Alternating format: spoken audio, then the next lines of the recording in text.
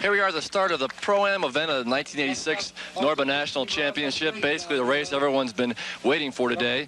And right now we're introducing the riders up to the start line. Let's listen in. Also from San Diego, California, for Team Ross, Todd Schweitzer. Todd Schweitzer.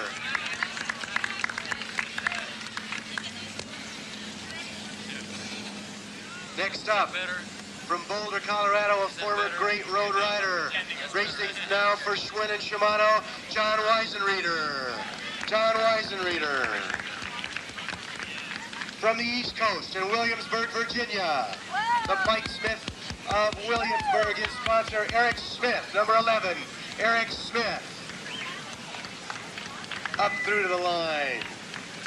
And next up, finishing third in 1983, third in 1984, and 7th place in last year's Nationals. From San Luis Obispo, for Ross Bicycles, John Loomis. John Loomis. Next up, the Colorado State Champion from Durango, Colorado, and Team Schwinn, number 5, Ned Overend. Ned Overend. To the line. Ned Overend to the line. Next up, from San Luis Obispo, California, for Wilderness Trail Bikes, 4th place finisher in last year's National Championships, Casey Kunzelman, number 4. Casey Kunzelman. And last up to the line, wearing number 1 for Marin Bicycles from Marin County, California, the defending U.S. champion, Joe Murray. Joe Murray up to the line, and all the rest of the riders. 7 laps today over a 3.6-mile course, almost a mile of climbing. Temperature's a nice 70 degrees. Big switch from the rain and snow we had earlier this week. All right, here we go, Al Farrell on the start. Let's listen to the start. 5, 4, 3, 2, 1, do it! There it is. And they're off. Folks. 1986 Norba National Championship. The biggest mountain bike race of the year, the biggest mountain bike race in the world. Here we see a man dismounting. They're heading up into the first part of the gravel section. It's a very important part of the race right now. They are maneuvering for position. You could well lose a lot of time right here by getting caught behind someone slower. Men are trying to maneuver through the pack and fight their way to the front. Up this first steep gravel hill, they're going to turn off the gravel road onto a single track course and go across the north side of the course on a rolling single track. They'll come through a big hill climb by the water tower and up onto the trials course, almost 500 feet of climbing. And that's only halfway. It's more single track through the woods, then some roller coaster gullies, on to Vulture's Gulch where they attain their greatest speed on the downhill, then pump up a steep and tricky hill and on to the start finish.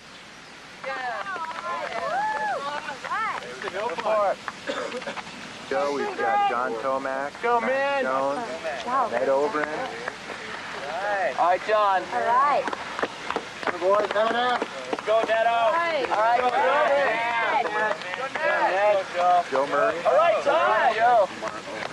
Hang in there, Todd, baby. Hang in there, Todd. Todd Schweitzer and All right. Mike Jordan from Team Ross. Paul Thomasberg, the fastest guy riding the bike he built. Go, go, go. Go, Paul. All right. Yeah. All right. All right. Okay, here we have the first Yeti. It's Go, John. All right, keep it up. Okay, lap 1, pro riders. Right. John Tomac, beautiful jump. All right. Joe Sloop, number 2, back-to-back. Max Jones. Max Jones. All right, Ned. All right, Ned. And Ned Overend, our hometown favorite. Casey. Well, in ski racing, you want to stay on the ground because you're dealing with friction pulling you down, the gravity pulling you down the mountain. In this particular instance, you have a bump that's really throwing the riders off. Now, if they slow down too much, they're going to lose a lot of speed relative to someone else. If they only slow down a little, they'll still catch air, but they're going to land on the upslope on the second bump. If they come in fast and catch a lot of air, they'll clear that second bump, land on the downslope, and be extremely smooth. Like the second to last rider just went through there, landed on that second bump really smooth. The first 2 riders, John Tomac, Joe Sloop, came through so smoothly. But the thing to watch out for, I think, possibly, is you can see how soft that ground is. Is that ground going to be softening up throughout the race? How is it going to stand up to these guys hitting it? And what could happen is it's their front wheel will be going into it. That could cause problems later on. Beautiful jump in that respect. See how they come in really smoothly. Beautiful. So no, there's not an advantage in being in the air. It's just an advantage of taking this terrain in the smoothest way possible. Okay. So they may be taking this jump differently every time, every lap, because this dirt could change. Yeah, though, you know, they're going to be kind of reacting to it as they come through. That first lap, everybody's a little hopped up, and so people are really hammering in here. I think as the race goes on, people will start becoming a little more conservative here. The key on this particular section is really this hill coming out of here. The key here is not so much coming through fast as much as it is not losing, not making a mistake. If they screw up here, somebody can get by them real fast and they may have a hard time. Particularly since immediately past this, you're going to have a hill. A guy who carries momentum into the hill is going to be able to fly up that hill. Somebody who screws up has to get on the bike again. They're going to lose a lot of time. Ned's right behind Max. Let's go, Ned! All right, Ned! Come on, Ned! Get over! All right, guys. All right, Ned! Work on it, Ned. All right. Let's go, Joe! Joe Murray. Come on, Joe!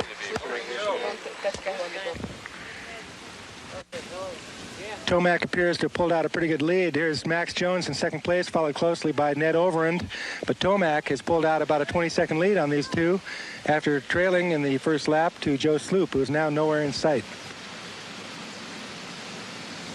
Here's Joe Sloop in fourth place, and he was leading the first lap, and he's lost some time to the leaders. And in fifth place, here comes Joe Murray, our reigning national champion, being passed right here by Casey Kunzelman. All right, look at this, beautiful. Did you see that? So smooth. He hits, it's like it's not even there. If you imagine with John Tomac going, it's like solid air. He just lets the natural line of this first bump carry him right over. All right, here comes Max Jones and Ned over and behind him. Beautiful, look at these guys. Okay, right there you can see Ned is just a tremendous climber. All right, Ned Overend has just passed Max on the hill. On lap 3 here, looks like John Tomac is holding on to his lead. John Tomac is a very spectacular rider, unbelievably spectacular rider, a former BMX national champion, and here he is excelling in another discipline that people would not have credited him for having any ability in. His lead is now 15 seconds. We're going on 20 seconds lead. This guy is just really stretching it out. Here comes rider number 2. Sounds like it's going to be Ned Overend from the sounds of the local. Yes, it is, Ned Overend. Ned Overend is 29 seconds down. 29 seconds down on the leader, John Tomac. Ross rider, Todd Switzer. Fisher rider, Mike Closer. Steve Cook from Crested Butte, Colorado, riding for Richie USA. Go, Jeff, go! Jeff Norman, Schwinn rider from Durango, Colorado. Here comes Ned, riding smooth. All right, Ned hits that hill, climbs, just real smooth rider. The question mark here is what happened to John Tomac? In a moment, the conclusion of the men's championship.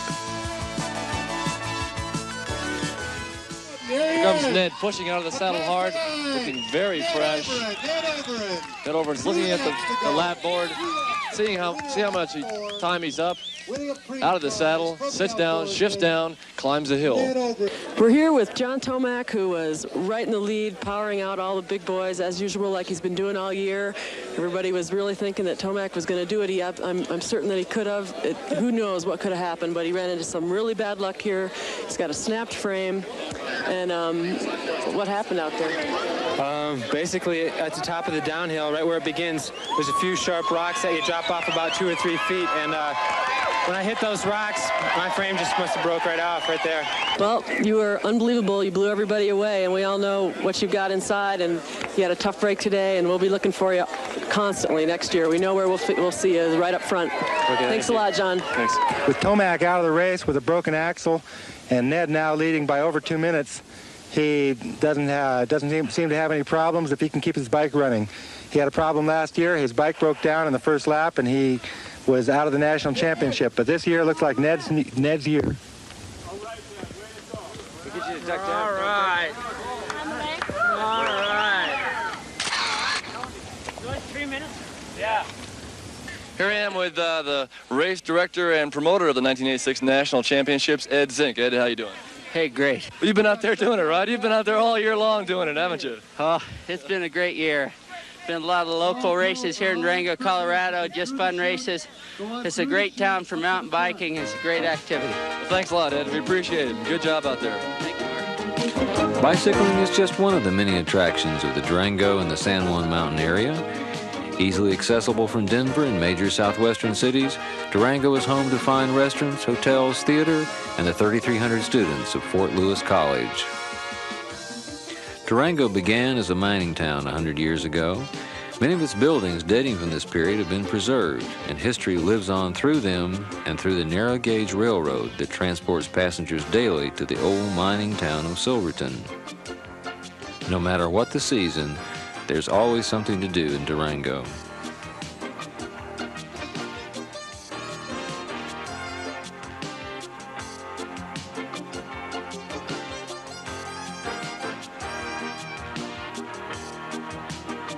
The nearby Purgatory Ski Resort is open year-round, but winter is the real season there.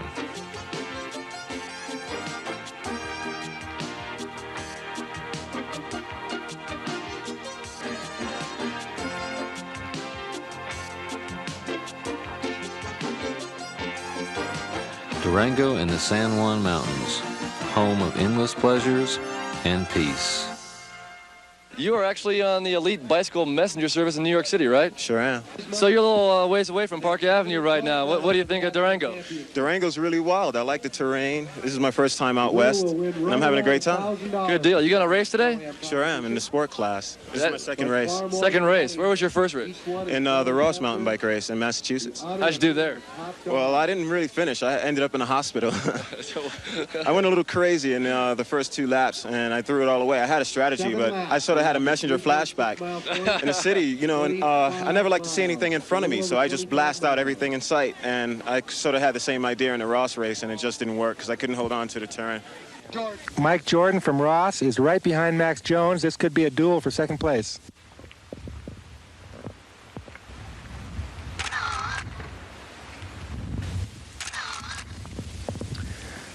Okay, it looks like Mike Jordan is only 10 seconds behind Max Jones. And Mike Jordan is a pretty tough rider. He might be able to pull him in. Max is now on the downhill. Mike has just got a few feet to go, and he's on the downhill too. Last time around, last time down. All right. We're awaiting the arrival of Ned Overend. He seems to have about a minute left before he becomes the 1986 national champion for mountain biking, the Norba National Championships. This is his first national championship. Joe Murray and John Tomac are both out of the running with broken frames, and you can see the crowd is gathering. We probably have a crowd of about 3,000 or 4,000 people up here at the Edgemont Ranch in sunny Durango. Ned Overend is going to be the winner for 1986. The crowd is in the great big hand. There it goes. 1986 Norba National Championship. This man is thrilled. This man is thrilled.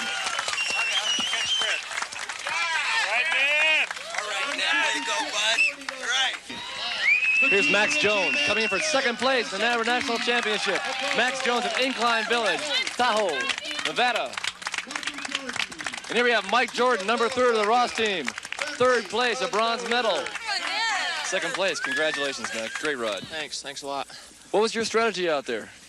I wanted to go out not real hard and kind of sit in with, you know, like 3rd or 4th place for a while to get into the race, because I know you go out too hard on this one, you die at the end. And that's pretty much what I did. And I blew it once bad, and Ed got by me, and I crashed really hard at the end. So you did crash once out there? Oh, man. Is that what's happened down here on the leg? Yeah, that's the Oh, leg. that looks pretty bad. That hurt. Oh, God, that hurt. You gonna be racing next year? Oh, yeah, you bet. Thanks a lot, Max. Still another spot to get in this race. No doubt. Number one. You have the potential to do it. Here are the final standings of the men's Pro-Am. Ned Overend, riding for Team Schwinn, was the winner in a time of 1 hour and 56 minutes.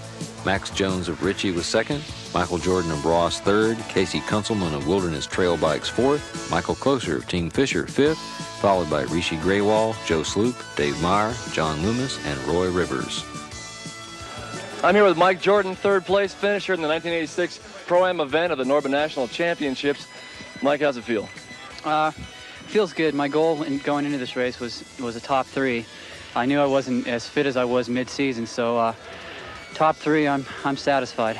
Here I am with the man, the 1986 Norba National Champion, Ned Overend. It's got to feel good. It does feel especially good in my hometown here, in front of all the fans. They helped a lot. Yeah, when you came across the line, the roar was pretty great. Did the fans help you out there? They did. They put extra pressure on me, and it ended up working out. It made it a little more uncomfortable, I think, the days before the race, but during the actual race, I think it helped. In other action today, in the National Expert Men's Race, the class just below the Pro-Ams, Jeff Murray took first place, Pat Turner was second, and Chris Grove third. And in the Women's Expert competition, Martha Kennedy was first, Donna Harris second, Julie Willis was third.